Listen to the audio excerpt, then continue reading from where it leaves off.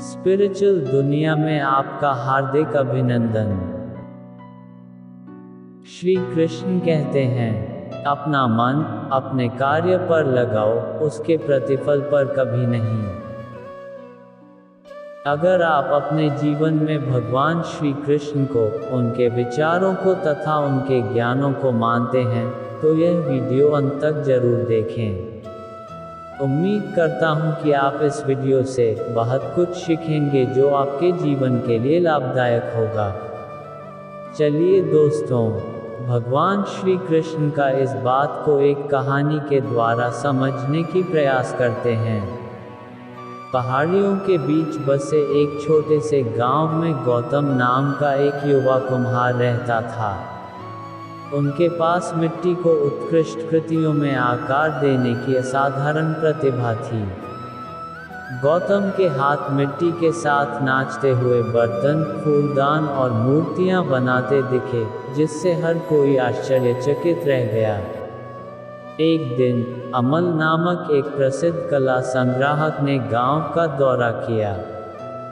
गौतम के कौशल के बारे में सुनकर उसने उसकी कृतियों की खोज की। उसके काम को देखकर अमल प्रत्येक टुकड़े की सुंदरता और जटिलता से मोहित हो गया। उसने उसके पूरे संग्रह को खरीदने की पेशकश की और एक अच्छे इनाम का वादा किया जो उसके जीवन को हमेशा के लिए बदल सकता है। गौतम ने विनम्रता से सुना, लेकिन उसके विचार कहीं और थे। उसे वे बुद्धिमान शब्द याद आए जो उसकी दादी ने अक्सर साझा करते थे, अपना मन अपने कार्य पर लगाओ लेकिन उसके पुरस्कार पर कभी नहीं। वे शब्द उसके मन में गूंजते रहे, उसे उसकी कलात्मकता की पवित्रता की याद दिलाते रहे। अमल के प्रस्ताव को विनम्रतापूर्वक अस्वीकार करते हुए गौतम ने बताया कि वह उसकी रचनाओं से अलग नहीं हो सकती, क्योंकि वे उसकी आत्मा की अभिव्यक्ति थीं। उन्होंने उनके दयालु शब्दों के लिए उन्हें धन्यवाद दिया और पुरस्कार ठुकरा दिया। जैसे जैसे दिन बीतते गए, गौतम के फैसले की खबर पूरे गांव और उसके बाहर फैल गई। लोगों ने उनकी कला के प्रति समर्पण और उनके सिद्धांतों की ताकत की प्रशंसा की। स्थानीय बाजार जल्द ही गौतम के टुकड़ों से भर गया, दूर दूर से पर्यटक आने लगे। कहानी में आगे बढ़ने से पहले आप एक काम करें, अगर आप स्पिरिचुअल दुनिया चैनल पर नए हैं तो चैनल को लाइक, सब्सक्राइब, कमेंट और शेयर करें। एक दिन नमिता नाम का एक यात्री गौतम के स्टॉल पर रुका।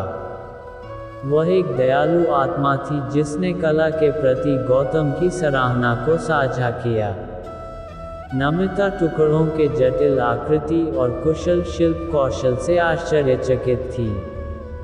उसने मिट्टी से परे देखा और उस मन और आत्मा को पहचाना जो गौतम ने अपने कार्य में लगाया था। न केवल रचनाओं से बल्कि गौतम के दर्शन से भी प्रभावित होकर नमिता ने अपनी कहानी साझा की। वह एक समय एक चित्रकार थी जो मान्यता और पुरस्कार का पीछा करती थी, लेकिन उस खोज में उसने सृजन का आनंद खो दिया था। जब उसने अपनी कला के प्रति प्यार पर दोबारा ध्यान केंद्रित किया तभी उसकी कला में फिर से जादू आ गया। नमिता की कहानी गौतम को गहराई तक प्रभावित करती थी। उसे एहसास हुआ कि उसकी दादी की बुद्धि उसे सच्ची खुशी की ओर ले जा रही थी। गौतम की रचनाएं लोगों को प्रेरित और मंत्रमुग्ध करती रहीं, जिससे उनका नाम प्रामाणिकता और जुनून का पर्याय बन गया। साल बीतते गए और गौतम की प्रसिद्धि और भी फैल गई। अमल, जो शुरू में निराश था, अंततः अपने निर्णय की गहराई को समझ गया।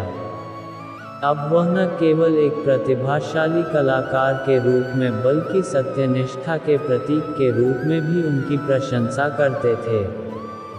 गौतम की कहानी पीढ़ियों तक चलती रही, कलाकारों और सपने देखने वालों को याद दिलाती रही कि उनके काम का असली मूल्य प्रसिद्धि या भाग्य में नहीं है, बल्कि उस प्यार और समर्पण में है जो उन्होंने उसमें डाला है।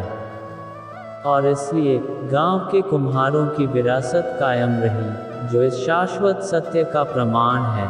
अपना मन अपने कार्य पर लगाओ, लेकिन उसके प्रतिफल पर कभी नहीं। ये वीडियो आपको कैसी लगी कमेंट में ज़रूर लिखें। और ऐसे वीडियो देखने के लिए स्पिरिचुअल दुनिया चैनल को लाइक और सब्सक्राइब करें और बेल आइकॉन को दबाएं। यह आपके लिए तो फ्री है, पर इससे मेरा बहुत हेल्प होता है। चलिए मिलते हैं ऐसे ही एक रोमांचक नया वीडियो के साथ।